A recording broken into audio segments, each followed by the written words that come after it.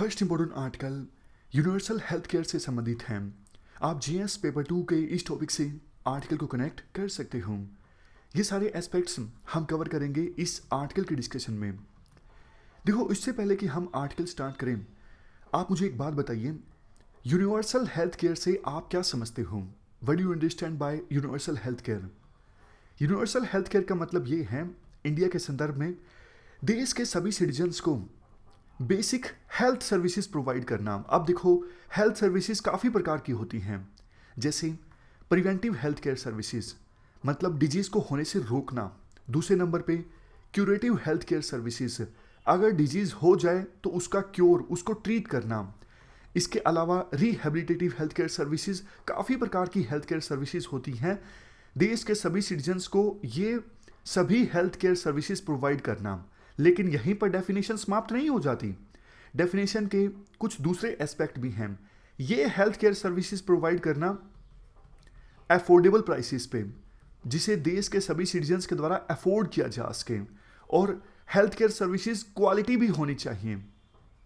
ऐसा नहीं कि नाम नाम की हेल्थ केयर सर्विस है, quality health care service provide करना। और नेक्स्ट एस्पेक्ट ये है, जिसे आप अफोर्डेबल से ही कनेक्ट कर सकते हो, जो हमने बोला ना कि हेल्थ केयर सर्विस अफोर्डेबल होनी चाहिए। तो हेल्थ केयर सर्विस ऐसी नहीं होनी चाहिए कि किसी ने उसको अवेल कर लिया तो बाद में वो गरीबी रेखा से नीचे चला गया।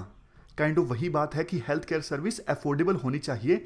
ऐसा नहीं कि हेल्थ केयर सर्विस को अवेल करने के बाद फाइनेंशियल रिस्क से सफ़र करने लगे वो सिटीजन। तो ये पूरी डेफिनेशन बनती है यूनिवर्सल हेल्थ केयर की, जिसमें 3 कंपोनेंट हैं। सभी सिटीजन्स को हेल्थ केयर सर्विस प्रोवाइड करना, दूसरे नंबर पे हेल्थ केयर सर्विस अफोर्डेबल होनी चाहिए, यानी ऐसा नहीं कि उस सर्विस को अवेल करने के बाद सिटीजन फाइनेंशियल रिस्क से जूझने लगे। तीसरे नंबर पे क्वालिटी वाली भी होनी चाहिए हेल्थ केयर सर्विस। तो ये डेफिनेशन डिस्कस कर ली। अब बात करते हैं आर्टिकल की। देखो, आज से 20 साल पहले थाईलैंड में जो पर कैपिटा जीडीपी थी वो उतनी ही थी जितनी आज के समय में इंडिया की है। उस समय थाईलैंड की सरकार ने अपने देश में यूनिवर्सल हेल्थ केयर स्कीम को इम्प्लीमेंट कर दिया।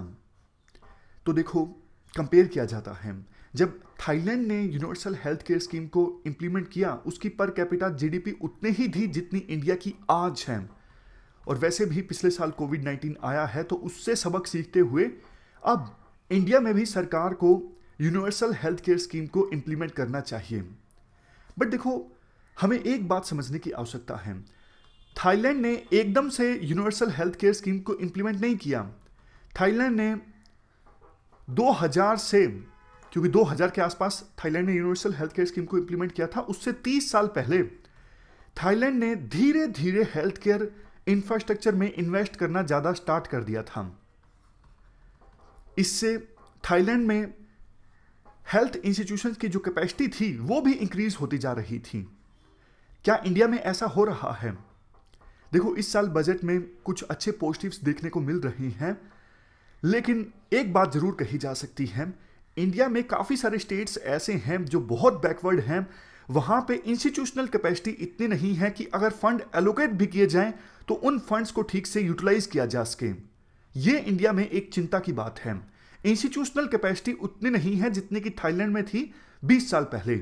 इसके बाद आर्टिकल में इस साल के बजट में हेल्थ केयर इंफ्रास्ट्रक्चर के लिए बजट एलोकेशन की बात की जाती है। देखो, इस बार ministry of health and family welfare के लिए जितना बजट एलोकेट किया गया है, ये पिछले साल के बजट एस्टिमेट के अपेक्षाकृत 10.2% ज़्यादा है, जो कि अच्छी बात है। इसके अलावा पीएम आत्मनिर्भर स्वस्थ भारत योजना के लिए सरकार ने 64,180 करोड़ रुपए एलोकेट किए हैं, जिसे आने वाले 6 सालों में खर्च किया जाएगा। इसके साथ साथ, हाँ, किस लिए ये पैसे इतने खर्च किए जाएंगे? प्रधानमंत्री आत्मनिर्भर स्वस्थ भारत योजना के तहत हेल्थ इंस्टीट्यूशंस को स्ट्रॉन्ग बनाने के लिए, यानी हेल्थ इंफ्रास्ट्रक्चर को मजबूत बनाने के लिए। इसके साथ साथ फाइनेंशियल कमीशन की भी 13,192 करोड़ रुपए की ग्रांट मिलेगी। आर्टिकल में कहा जाता है, देखो, एलोकेशन वैसे तो ठीक ठाक है, लेकिन अगर हमें थाईलैंड जैसे यूनिवर्सल हेल्थ केयर स्कीम को इम्प्लीमेंट करना था तो फिर और भी बहुत कुछ किया जा सकता था। अगर देखो, हेल्थ सेक्टर के लिए और ज़्यादा फंड्स एलोकेट किए जाते हैं तो ये एक प्रकार से पहला स्टेप होता यूनिवर्सल हेल्थ केयर स्कीम को इम्प्लीमेंट करने की दिशा में। इसके बाद राइटर कहते हैं अभी देखो एक बहुत ही इंपॉर्टेंट स्कीम है आयुष्मान भारत। आयुष्मान भारत स्कीम के दो कंपोनेंट्स हैं, एक है प्रधानमंत्री जन आरोग्य योजना और दूसरा है हेल्थ एंड वेलनेस सेंटर्स। अगर बात करें प्रधानमंत्री जन आरोग्य योजना की, काफ़ी बार आपने पढ़ा भी होगा, इस स्कीम में सोशियो इकोनॉमिक कास्ट सेंसस के आधार पर बेनिफिशरीज को आइडेंटिफाई किया जाता है और जो बेनिफिशरीज होते हैं इस स्कीम के, उन फैमिलीज को एक साल में 5 लाख तक का इंश्योरेंस मिलता है। पूरी तरह से स्कीम जो है वो कैशलेस है। तो गरीब लोग जो सेकेंडरी या फिर टर्सरी हॉस्पिटल्स में अपना इलाज नहीं करवा पाते, जो काफ़ी गंभीर तरह की बीमारियों से सफ़र करने लगते हैं, उनके लिए ये स्कीम बहुत ज़्यादा इंपॉर्टेंट है। फैमिली के सभी मेंबर्स को एक साल में 5 लाख तक का इंश्योरेंस। जो बेनिफिशरीज हैं वो किसी भी गवर्नमेंट हॉस्पिटल में अपना इलाज करवा सकते हैं इस स्कीम के अंतर्गत, या फिर वो प्राइवेट हॉस्पिटल्स जिनको इम्पैनल किया गया है इस स्कीम में, मतलब जिनका सरकार के साथ टाई अप है, वहां पर भी इस स्कीम के बेनिफिशरीज अपना इलाज करवा सकते हैं। काफ़ी सारे अच्छे पॉइंट्स हैं देखो इस स्कीम में, जैसे कि पोर्टेबिलिटी, मतलब बेनिफिशरी किसी भी राज्य में जाकर इलाज करवा सकते हैं। ऐसा नहीं कि जो जिस राज्य का है वो उसी राज्य में इलाज करवाएगा। और ये स्कीम कैशलेस है, मतलब देखो कई बार तो इंश्योरेंस स्कीम्स ऐसी होती है ना कि आप एक बार पैसा दे दो हॉस्पिटल्स को, बाद में पेपर दिखाओ और इंश्योरेंस कंपनीज जो हैं वो आपके अकाउंट में पैसा डाल देंगी कि हाँ आपने इलाज करवाया है। लेकिन ये स्कीम कैशलेस है, आप बेनिफिशरी कार्ड दिखाओगे तो आपके पैसे नहीं लगेंगे। क्योंकि दिक्कत ये आती है ना, अब कोई गरीब परिवार है वो प्राइवेट हॉस्पिटल में इलाज करवा लेता है, उसके पास इतने पैसे होंगे ही नहीं ना कि वो एक बार दे दे बाद में इंश्योरेंस कंपनी से वापस ले ले। तो इसीलिए तो ये स्कीम है कैशलेस। इस स्कीम को यानी प्रधानमंत्री जन आरोग्य योजना को एग्जिस्टिंग स्टेट इंश्योरेंस स्कीम्स के साथ सिंक्रोनाइजेशन में इस्टाब्लिश किया जा रहा है, यानी इम्प्लीमेंट किया जा रहा है। इस स्कीम को इम्प्लीमेंट करने के लिए एक नेशनल हेल्थ एजेंसी इस्टाब्लिश की गई है जो कि ऑटोनोमस बॉडी है। इसके साथ साथ विभिन्न स्टेट्स में स्टेट लेवल हेल्थ एजेंसीज भी इस्टाब्लिश की गई हैं। फैमिली साइज़ के ऊपर कोई कैप नहीं है, ऐसा नहीं कि फैमिली में सिर्फ 5 सदस्य को इस स्कीम का लाभ मिलेगा। फैमिली में कितने भी मेंबर्स हो सकते हैं और एज पर भी कोई बार नहीं है। जैसे कोई जो प्राइवेट हेल्थ इंश्योरेंस स्कीम्स होती हैं वो इस प्रकार से रिस्ट्रिक्शंस लगा देती हैं कि 75 साल से ज़्यादा के पर्सन इस स्कीम का लाभ नहीं उठा सकते। और अच्छे पॉइंट्स की बात करें, इस स्कीम में प्री और पोस्ट हॉस्पिटलाइजेशन एक्सपेंसेस दोनों कवर हैं, मतलब हॉस्पिटलाइजेशन के पहले के खर्चे भी और हॉस्पिटलाइजेशन के बाद के खर्चे भी। और देखो काफ़ी बार तो ये प्राइवेट जो इंश्योरेंस स्कीम्स होती हैं वो तो प्री एग्जिस्टिंग इलनेसेस को मानती नहीं है, यानी पहले से कोई बीमारी चल रही है तो उसके इलाज के पैसे हम नहीं देंगे। ये कंडीशंस होती हैं प्राइवेट इंश्योरेंस स्कीम्स की, लेकिन इस स्कीम में ऐसा कुछ भी नहीं है। तो ये बहुत सारे अच्छे पॉइंट्स हैं प्रधानमंत्री जन आरोग्य योजना के। बट देखो इस स्कीम की इम्प्लीमेंटेशन को लेके कुछ कंसर्न्स हैं। जैसे वैसे तो ये स्कीम 50 करोड़ गरीब भारतीयों को कवर करती है, लेकिन कितना पैसा एलोकेट हुआ है?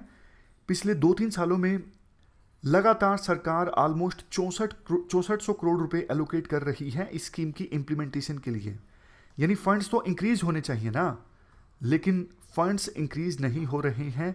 स्टैग्नेशन देखने को मिल रहा है फंड्स एलोकेशन में।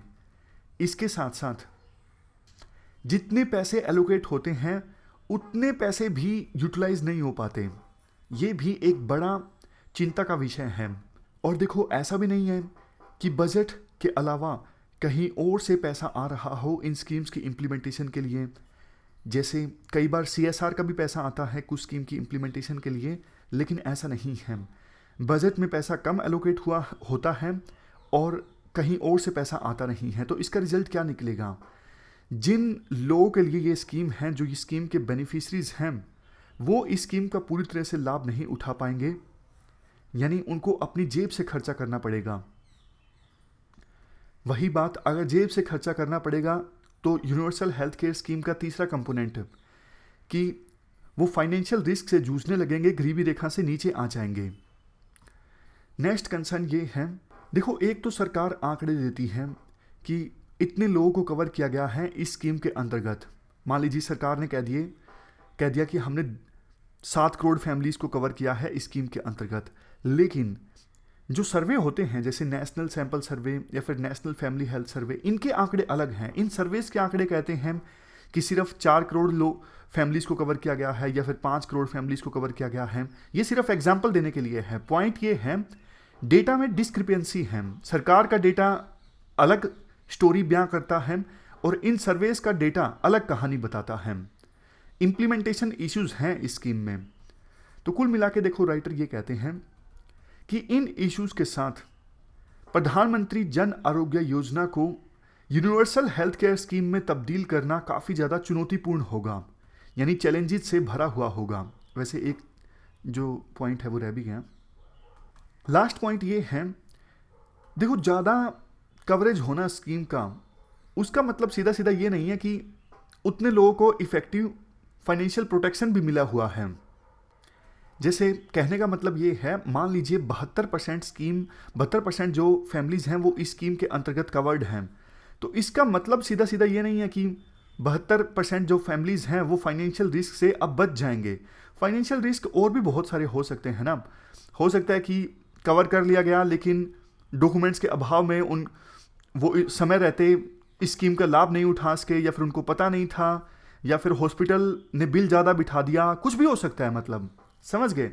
मतलब इतने % लोगों का कवर होना, इसका मतलब ये नहीं है कि इतने % लोग फाइनेंशियल रिस्क से बच भी गए। आंध्र प्रदेश का एग्जाम्पल दिया जाता है। आंध्र प्रदेश में 72% के आसपास लोग जो हैं वो इस प्रकार की पब्लिक हेल्थ इंश्योरेंस स्कीम से कवर्ड हैं, लेकिन फिर भी वहां पे आउट ऑफ पॉकेट एक्सपेंडिचर जो है वो नेशनल एवरेज से भी ज़्यादा है। आउट ऑफ पॉकेट एक्सपेंडिचर का क्या मतलब होता है? मान लीजिए कोई गरीब पर्सन है ए, वो किसी भी हेल्थ इंश्योरेंस स्कीम से कवर्ड नहीं है, तो ए के परिवार का कोई सदस्य बीमार हो गया तो उसका इलाज करवाने में उसको जेब से खर्चा बढ़ना पड़ेगा, क्योंकि उसने कोई इंश्योरेंस करवा ही नहीं रखा था। तो वो जो एक्स्ट्रा खर्चा होगा ना, एक्स्ट्रा बर्डन ए के ऊपर आया है, वो है आउट ऑफ पॉकेट एक्सपेंडिचर। अगर ए इंश्योरेंस स्कीम से कवर्ड होता तो फिर ए को अपनी रोजमर्रा की जिंदगी से एक्स्ट्रा खर्चा नहीं निकालना पड़ता, इंश्योरेंस से ही ए अपने फैमिली मेंबर्स का इलाज करवा सकता था। जबकि देखो, हिमाचल प्रदेश जहां पे इंश्योरेंस कवरेज काफी कम है 3.87%, वहां पे आउट ऑफ पॉकेट एक्सपेंडिचर काफी कम लोग उठाते हैं, फिगर है 46.4%। तो इसका मतलब सीधा सीधा ये हुआ कि ज़्यादा कवरेज मतलब ज़्यादा लोग फाइनेंशियल रिस्क से कवर्ड हैं, ये नहीं है। इसका रीज़न ये है, एक्सप्लेनेशन ये है इस बात की कि हिमाचल प्रदेश में सरकार पर कैपिटा हेल्थ सेक्टर में स्पेंडिंग काफ़ी ज़्यादा करती है as comparison to Andhra Pradesh. इसके बाद देखो, आयुष्मान भारत स्कीम के दूसरे कंपोनेंट की बात करते हैं, जो कि है हेल्थ एंड वेलनेस सेंटर्स। याद कीजिए, शुरुआत में हमने बात की थी ना, आयुष्मान भारत स्कीम के 2 कंपोनेंट हैं। अभी तक का हमारा डिस्कशन केंद्रित था प्रधानमंत्री जन आरोग्य योजना पर। अब दूसरे कंपोनेंट की बात करते हैं हेल्थ एंड वेलनेस सेंटर्स पर।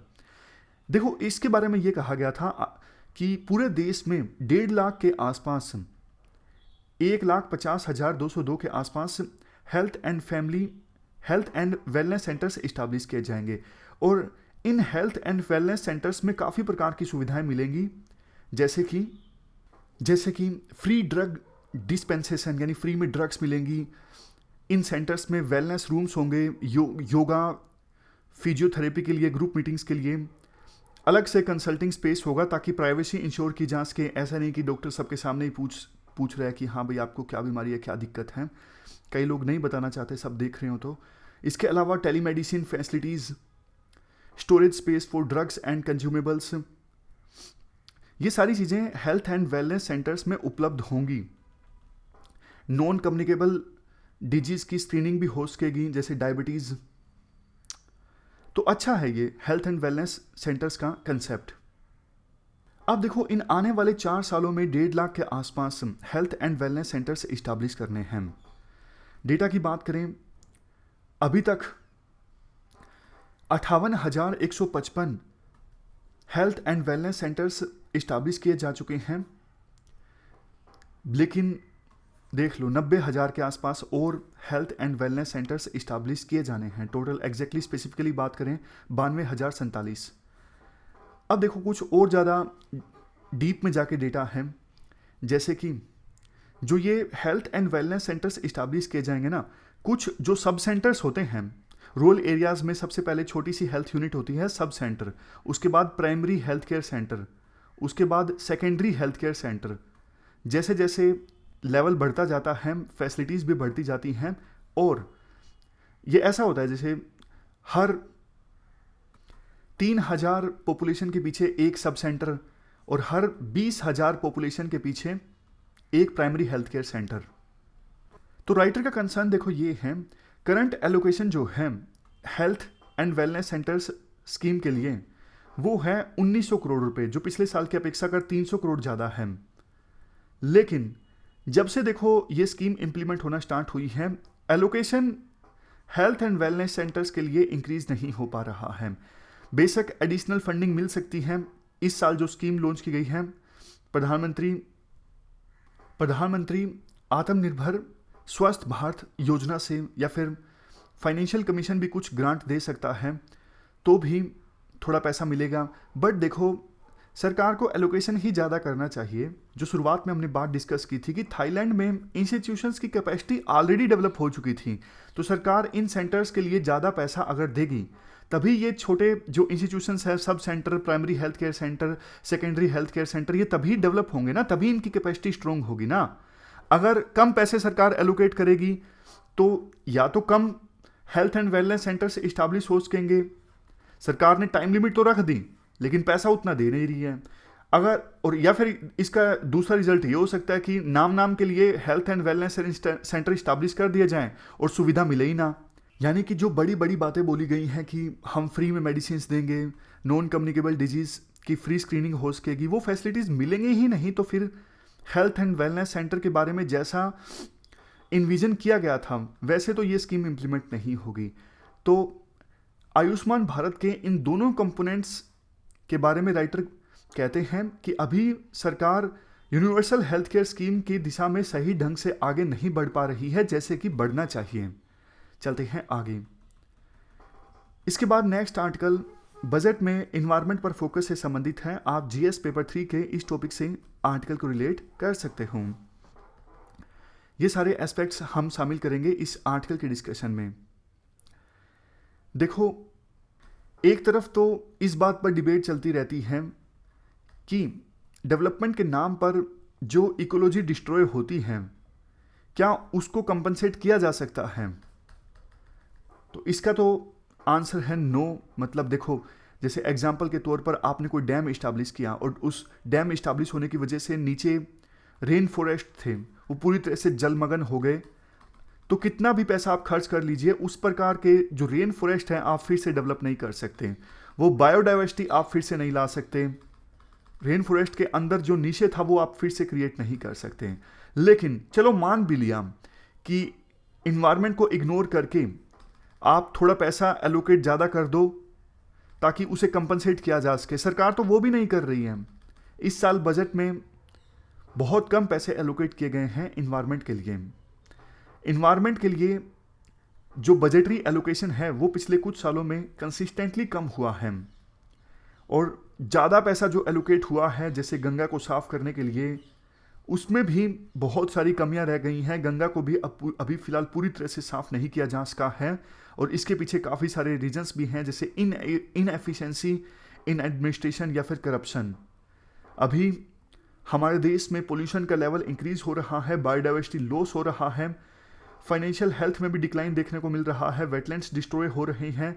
ये सब निशानी है, ये सब इंडिकेट करते हैं कि गवर्नमेंट जो बोलती है कि हमने इन्वायरमेंट को प्रोटेक्ट करने के लिए बहुत कुछ किया है लेकिन ग्राउंड लेवल पर ऐसा कुछ देखने को नहीं मिल रहा है। इसके बाद राइटर बोलते हैं देखो ना सिर्फ मिनिस्ट्री ऑफ इन्वायरमेंट और बल्कि दूसरे जो एसोसिएटेड इंस्टीट्यूशंस हैं जैसे wild life institute of India, Indian council of forestry research and education, इनके लिए अगर सरकार कम पैसा एलोकेट करेगी तो इनको अपने ऑपरेशंस चलाने के लिए प्राइवेट कॉर्पोरेट सेक्टर पर डिपेंड होना पड़ेगा। अगर देखो ये इंस्टीट्यूशंस प्राइवेट कॉर्पोरेट सेक्टर पर डिपेंड करेंगे तो फिर इनके अगेंस्ट आवाज़ नहीं उठा सकेंगे। जैसे देखो, मान लीजिए किसी बड़ी कंपनी से पैसा मिला है wild life institute of India को, कल को वो बड़ी कंपनी थोड़ा इन्वायरमेंट को डिस्ट्रॉय करती है, तो क्या wild life institute of India उस कंपनी के अगेंस्ट आवाज उठा पाएगी? शायद नहीं। तो देखो, जब ये आरोप लगता है कि इन्वायरमेंट पर सरकार इनफ एलोकेट नहीं कर रही है, तो सरकार का एक आर्ग्यूमेंट ये आता है, हम काफी सारी दूसरी चीजों पे अच्छा खासा एलोकेट कर रहे हैं जिसका पॉजिटिव इंपैक्ट देखने को मिलेगा इन्वायरमेंट पर। जैसे 2021 के बजट में सरकार ने विंड एंड सोलर एनर्जी के लिए एलोकेट किए 3500 करोड़, 4000 करोड़ एलोकेट किए डीप ओशन मिशन के लिए और 50,000 करोड़ एलोकेट किए अर्बन ड्रिंकिंग वाटर के लिए। अच्छा, एक बात बताइए, डीप ओशन मिशन क्या करेगा? देखो, डीप ओशन मिशन जैसे इसरो क्या करता है, इसरो काफी सारे मिशन चलाता है स्पेस को स्टडी करने के लिए, उसी प्रकार से डीप ओशन मिशन के तहत ओशन की गहराइयों को स्टडी किया जाएगा। इसके लिए सरकार ने 4000 करोड़ रुपए एलोकेट किए हैं।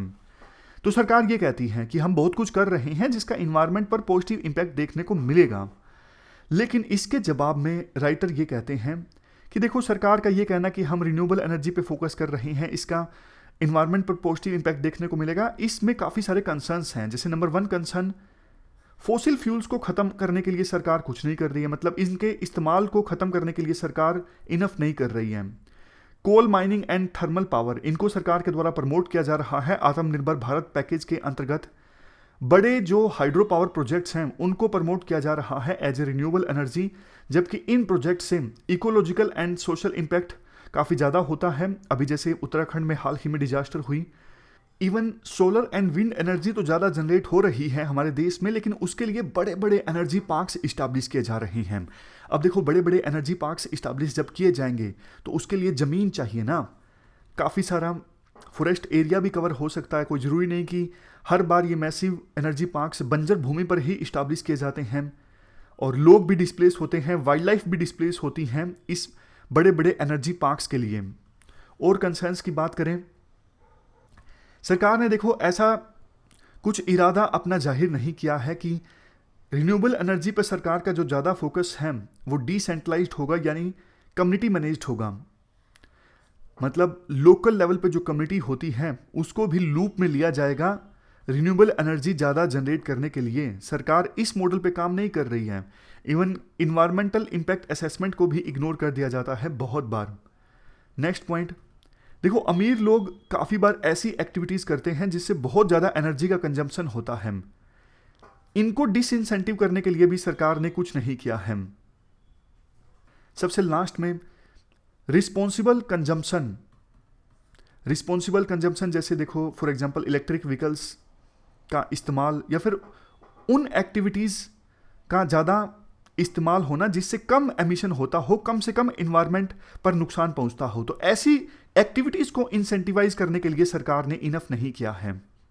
तो ये कुछ कंसर्न्स हैं। इसके बाद देखो, कुछ और भी स्कीम्स को लेके कंसर्न्स हैं, जैसे issues in drinking water allocation. सरकार कहती है हमने 50,000 करोड़ रुपए एलोकेट किए हैं इस स्कीम की इंप्लीमेंट करने के लिए, लेकिन राइटर कहते हैं आपकी जो अप्रोच है बहुत ज़्यादा सेंट्रलाइज्ड है।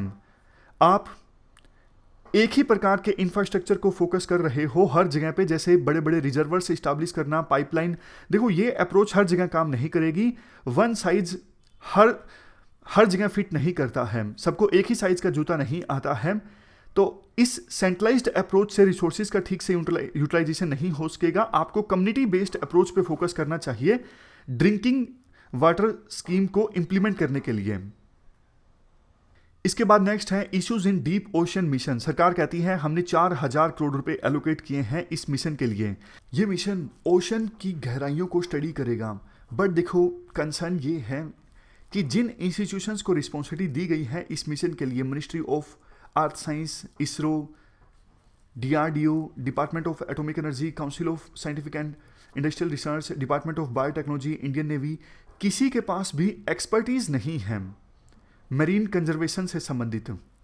कहीं ऐसा ना हो जाए कि ये mission deep sea mining project बन जाए कि हाँ, समुद्र की गहराइयों में माइनिंग कैसे की जा सकती है। इसके बाद नेक्स्ट है issues in allocation to public transport sector. 18,000 crore रुपए एलोकेट किए गए हैं पब्लिक ट्रांसपोर्ट के लिए। लेकिन अब देखो इनमें से ज़्यादातर अमाउंट अगर मेट्रो पे खर्च किया जाता है, बसेस पे खर्च नहीं किया जाता है, तो गरीब लोगों पे मार पड़ेगी। कैसे? क्योंकि मेट्रो का किराया काफ़ी ज़्यादा होता है, गरीब लोग मेट्रो को बहुत बार अफोर्ड नहीं कर पाते, बसेस को अफोर्ड कर पाते हैं। लास्ट में कंक्लूजन में आर्टिकल में कहा जाता है, देखो हो सकता है कि इंडिया की जो इकोनॉमिक रिकवरी हो कोविड-19 के बाद वो वी शेप की हो, बट सरकार को ग्रीन रिकवरी पे फोकस करना चाहिए था। मतलब ऐसे एस्पेक्ट्स पर फोकस करना चाहिए था जिससे आगे जाके इन्वायरमेंट कम से कम डिस्ट्रॉय हो और ज़्यादा से ज़्यादा जॉब्स जनरेट हो इन्वायरमेंट की कंजर्वेशन में भी। ये जो मॉडल है ना, जो ना सिर्फ इंडिया के द्वारा बल्कि विभिन्न देशों के द्वारा भी अपनाया जा रहा है कि ग्रोथ पे फोकस करो, इससे सारी जो बीमारियां हैं अपने आप दूर हो जाएंगी। अगर ग्रोथ ज़्यादा होगी तो ज़्यादा रेवेन्यू जनरेट होगा, इससे इन्वायरमेंट को भी कंपनसेट किया जा सकता है। ये मॉडल सही नहीं है। ऑलरेडी हम देख चुके हैं कोविड-19 से कितना नुकसान हुआ है, हमने पहले भी आर्टिकल्स डिस्कस किए हैं। अगर प्रिवेंशन पे फोकस किया जाता तो इतने ट्रिलियन डॉलर्स का जो नुकसान हुआ है ग्लोबल इकोनॉमी को कोविड-19 की वजह से, उतना ज़्यादा नुकसान नहीं होता। चलते हैं आगे। नेक्स्ट आर्टिकल उत्तराखंड में ग्लेशियर डिजास्टर से संबंधित आर्टिकल है। आप जीएस पेपर 3 के इस टॉपिक से आर्टिकल को रिलेट कर सकते हो। देखो उत्तराखंड में नंदा देवी माउंटेन है और वहीं पर है नंदा देवी ग्लेशियर। इस ग्लेशियर का एक हिस्सा फट गया जिसका मलबा पहुंचा ऋषि गंगा रिवर में। ध्यान दीजिएगा, सिर्फ ग्लेशियर का ऊपर जो बर्फ होता है वही नहीं पिघला, बल्कि ग्लेशियर का एक पूरा हिस्सा फट गया, यानी पहाड़ भी फट गया जिसमें पत्थर, मिट्टी, बहुत कुछ चीज़ें होती हैं। तो ये सारा मलबा आ गया ऋषि गंगा रिवर में। अब एक जगह है यहाँ पर राइनी जो जगह है यहाँ पे ऋषि गंगा रिवर मिलती है धौली गंगा रिवर से, और यहीं पर कुछ प्रोजेक्ट्स थे हाइड्रो पावर के। वैसे देखो इन सारे प्रोजेक्ट्स को नुकसान पहुंचा है, लेकिन ये राइनी जो जगह थी जहां पर ऋषि गंगा रिवर मिलती है धौली गंगा से, यहाँ पे जो हाइड्रो पावर प्रोजेक्ट्स थे ना, उनको सबसे ज़्यादा नुकसान पहुंचा है। वहाँ पे जो लोग काम कर रहे थे, काफ़ी लोग तो बचाए जा चुके हैं, लेकिन बहुत से लोग अभी भी फंसे हुए हैं। जो लोग फंसे हुए हैं उनको निकालने के लिए सरकार ने रेस्क्यू ऑपरेशन चलाए हैं। एनडीआरएफ की टीम्स वहाँ पर मौजूद हैं। उत्तराखंड की सरकार ने कंपनसेशन का भी ऐलान कर दिया है। बट देखो ये हादसा कहीं ना कहीं हमें 2013 की केदारनाथ ट्रेजिडी की याद दिलाता है, क्योंकि एकदम से ग्लेशियर फटा तो मलबा आ गया, फ्लैश फ्लड आ गई। फ्लैश फ्लड में क्या होता है, कुछ ही घंटे में एकदम से बहुत सारा पानी आ जाता है जिसको एब्जॉर्ब करने की कैपेसिटी रिवर के पास नहीं होती और इससे बाढ़ आ जाती है। आर्टिकल में देखो ये कहा जाता है, समय समय पर हमें चेतावनी मिलती रहती है कि जो इकोलॉजिकली बहुत ज़्यादा कमज़ोर रीजन है वहाँ पे आप इस प्रकार से अंधाधुंध डेवलपमेंट ना लेके आओ।